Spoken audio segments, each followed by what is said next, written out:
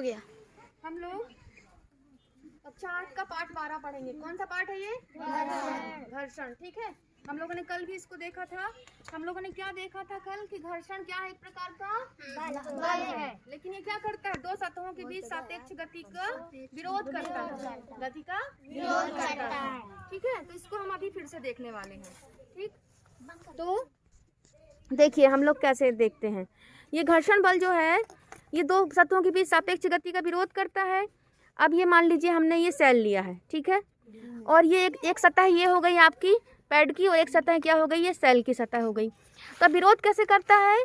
जो भी कोई सतहें होती हैं दो, जैसे कि मान लो ये सतह हो गई आपकी पैड की, ये सतह हो गई आपकी सेल की। ठीक है, अब आप इसमें देखिए तो इसमें से हल्की हल्की सूक्ष्म अनियमितताएं होती हैं, हमको दिखती नहीं है। जैसे ये पुस्तक आपकी रखी है, इस पुस्तक की सतह पर भी यहाँ पर ऐसे सूक्ष्म अनियमितताएं होंगी।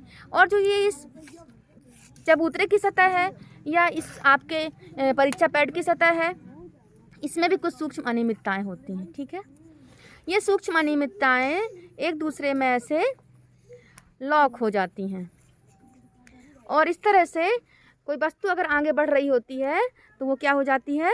रुक जाती है। अब देखो, चूंकि ये सेल थोड़ा चिकना है और ये इसकी सतह भी चिकनी है, तो इस पर आप लो पकड़ो पकड़ो किरण, चलो इसको ऐसे आनत तल बनाओ झुका हुआ, ऐसे। ठीक है, अब देखिए आप अगर इसमें इसको लुढ़काएंगे सेल को तो देखो कितने अच्छे से लुढ़क गया, तुरंत लुढ़क जाता है। ये देखिए, है ना? क्यों? क्योंकि इसकी सतह को और इसकी सतह को संपर्क में आने का बहुत कम समय मिला, ये आपस में सतहें लॉक नहीं हो पाई। ठीक है, इसलिए ये लुढ़क गया। तो इस तरह के घर्षण को कौन सा घर्षण बोलते हैं? लोटनिक घर्षण। कौन सा? लोटनिक घर्षण। ठीक है, और जो स्थिति के कारण घर्षण होता है, जैसे किताब रखी है तो इसमें कौन सा घर्षण लग रहा है? स्थितिक घर्षण। इसको हम जब ताकत लगा करके किसी बड़े बॉक्स को या बुक को मान लीजिए सरका रहे हैं तो कौन सा घर्षण काम कर रहा है? सर्पी घर्षण। ठीक है, तो ये घर्षण के अलग अलग प्रकार हैं। घर्षण गति का विरोध करता है, घर्षण के बहुत सारे फायदे भी हैं और घर्षण के कारण ही हम क्या कर पाते हैं? सड़क पर चल पाते हैं, है ना? हमारे जूतों में खांचे क्यों होते हैं? घर्षण को बढ़ाने के लिए। कैरम बोर्ड में आप पाउडर क्यों छिड़कते हो? घर्षण को कम करने के लिए। घर्षण कम होगा तो क्या होगा? दो सतहें आपस में एक दूसरे से अच्छे से फिसलेंगी कि नहीं फिसलेंगी? और घर्षण बढ़ जाएगा तो क्या होगा? नहीं फिसलेंगे। ठीक है, इसीलिए जो हमारे साइकिल आप लोग चलाते हो, साइकिल में ब्रेक लग जाता है ना, घर्षण के कारण साइकिल में ब्रेक लग जाता है। अगर घर्षण ना हो तो साइकिल में ब्रेक नहीं लगेगा, फिसलेगा।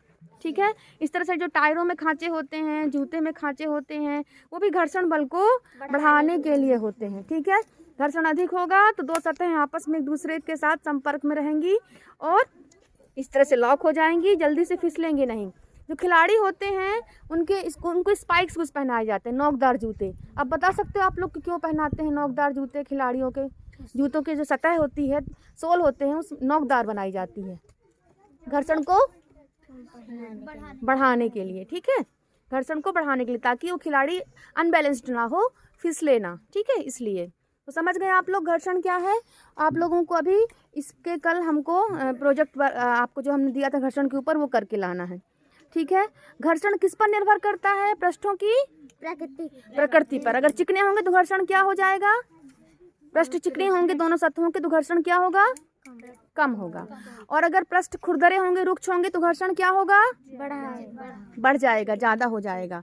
ठीक है, तो कहीं कहीं घर्षण को बढ़ाने की आवश्यकता भी पड़ती है और कहीं कहीं घर्षण को कम करने की आवश्यकता भी पड़ती है। देखो इस तरह से दोनों सतहों के जो आपस की अनियमितताएं हैं आपस में लॉक हो जाती हैं, इसलिए इस तरह से भारी संदूक को खींचने में हमको ज़्यादा ताकत लगानी पड़ती है और इसीलिए लोटनिक घर्षण के द्वारा घर्षण को कम किया जाता है। देखिए इसको छोटा बच्चा भी खींच सकता है।